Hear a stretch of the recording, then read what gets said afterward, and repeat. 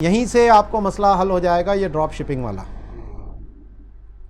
Drop shipping क्या है कि आपने नेट पे जो है वो इश्तिहार लगाया चीज़ों का, ऑर्डर ले लिया, अभी वो आपकी मिल्कियत में चीज़ें मौजूद नहीं हैं और आपने पहले ही वो चीज़ फ़रोख्त कर दी। तो इसमें एक ख़राबी तो ये आएगी कि जो चीज़ मिल्कियत में ना हो उसका बेचना भी नाजायज़, वो तो बै बातिल है। पीछे मैंने इसको आपको वाज़े कर दी थी बात कि इंसान जिस चीज़ का मालिक नहीं है उसको आगे फ़रोख्त भी नहीं कर सकता। दूसरी इसमें ख़राबी यह है कि कब्ज़ा नहीं है। अब मिसाल के तौर पर उससे ख़रीद भी लिया, उससे मिसाल के ऑर्डर बुक कर लिया कि जी मेरी फ़लाँ चीज़ें इतनी मैंने आपसे ख़रीद ली, ऑनलाइन बै हो सकती है, हो गई, लेकिन अभी कब्ज़ा नहीं किया उसने। तो अब जो ऑर्डर पकड़ा ग्राहक से, उसको वो क्या करता है, कंपनी को कहता है जी फ़लाँ एड्रेस के ऊपर आप ये चीज़ पहुंचा दीजिए। तो यहाँ पर ये ख़राबी आ गई कि ये चीज़ अभी इसके ज़िमान में तो आई ही नहीं थी, ये तो कंपनी के पास रखी हुई थी। अभी अगर वहाँ डिस्ट्रॉय होती, हलाक होती, तबाह होती तो वो उनकी हलाक होती, इसका इससे कोई ताल्लुक ही नहीं था, ट्रांसफ़र ऑफ रिस्क हुआ ही नहीं था।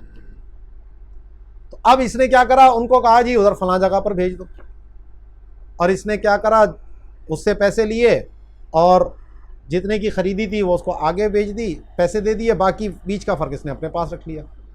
तो शरई तौर पर ये दुरुस्त नहीं है, ये बै फासिद है। इससे जो नफ़ा कमाया है वो शरई तौर पर हलाल नहीं है। ये आजकल बहुत ज़्यादा चल रहा है और ऑनलाइन लोग इस तरह की ख़रीद व फ़रोख्त जो है वो कर रहे हैं। इसका हल क्या है? इसका हल एक तो ये है कि कमीशन की बुनियाद पर आप काम कर लें, ब्रोकरी कर लें कि जी ये चीज़ है, मैं इसके ऊपर इतने % कमीशन लूँगा और आपको मैं दिला दूँगा। अब इसकी हैसियत मिडल मैन की होगी। अब ये उससे ख़रीद या फ़रोख्त नहीं कर रहा, बल्कि इन दोनों के दरमियान का ये किरदार अदा कर रहा है और आपस में अब इनकी ख़रीदो फ़रोख्त करवा कर ये बीच में अपना कमीशन जो है वो अपने पास रख लो। ये सूरत जवाज़ की है। दूसरी सूरत यह है कि या तो चीज़ें ख़रीद कर फिर अपने पास रखे, अपने कब्ज़े में ले, अब फिर आगे उसको फ़रोख्त करे। इसमें सरमाया चाहिए। अब यहाँ सरमाया कोई लगाता नहीं है, मुफ्त के अंदर काम, बस नेट चाहिए, कंप्यूटर चाहिए और बस थोड़े बहुत इश्तिहार बना लिए और ग्राफिक्स कर लिए और ये सब उसको नेट पे डाल दिया।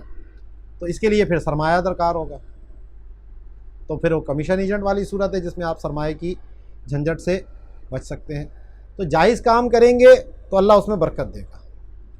हो रहा है तो बहुत सारे गलत काम हो रहे हैं, लोगों को मालूमात नहीं है, इसकी शरई बुनियादें पता नहीं है, इसलिए वो काम कर रहे होते हैं और गलत काम कर रहे होते हैं और फिर फंसते हैं उसके अंदर।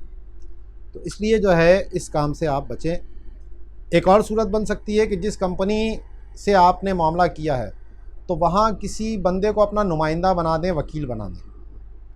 वो वकील जो है वो आपकी तरफ से उस चीज़ के ऊपर कब्ज़ा कर ले और फिर आपका नुमाइंदा बनकर वो उस शख्स को आगे डिलीवर कर दे जिससे आपने बेचा है।